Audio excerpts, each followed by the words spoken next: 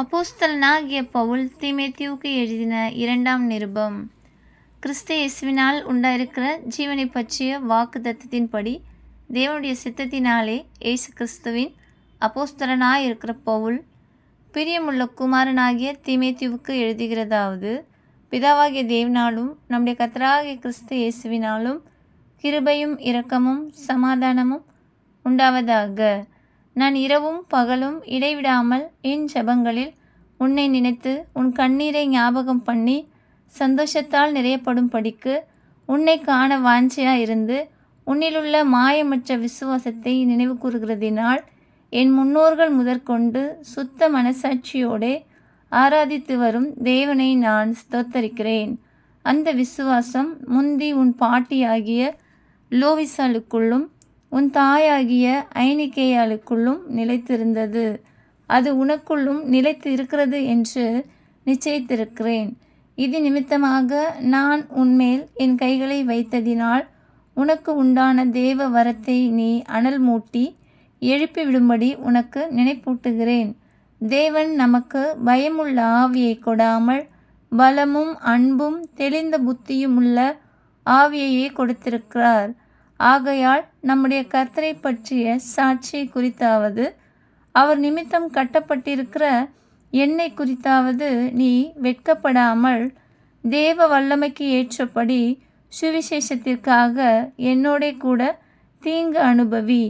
அவர் நம்முடைய கிரியைகளின்படி நம்மை இரட்சிக்காமல் தம்முடைய தீர்மானத்தின்படியும் ஆதி காலம் முதல் கிறிஸ்து இயேசுவுக்குள் நமக்கு அருளப்பட்ட கிருபையின்படியும் நம்மை இரட்சித்து பரிசுத்த அழைப்பினாலே அழைத்தார்.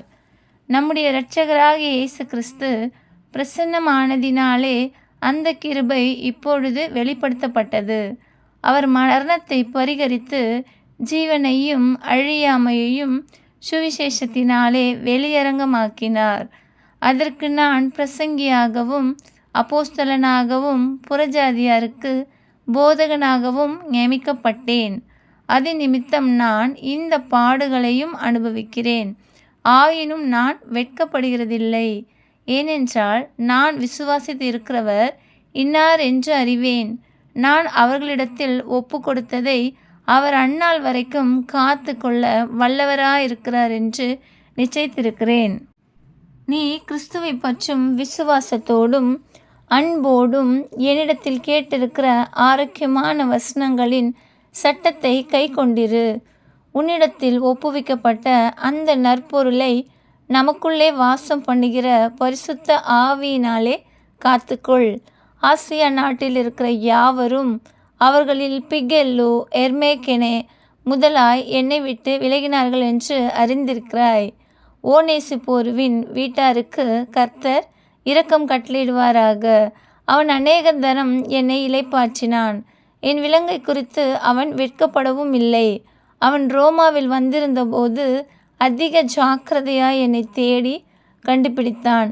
அந்நாளிலே அவன் கர்த்தரிடத்தில் இரக்கத்தை கண்டடையும்படி கர்த்தர் அவனுக்கு அனுக்கிரகம் செய்வாராக.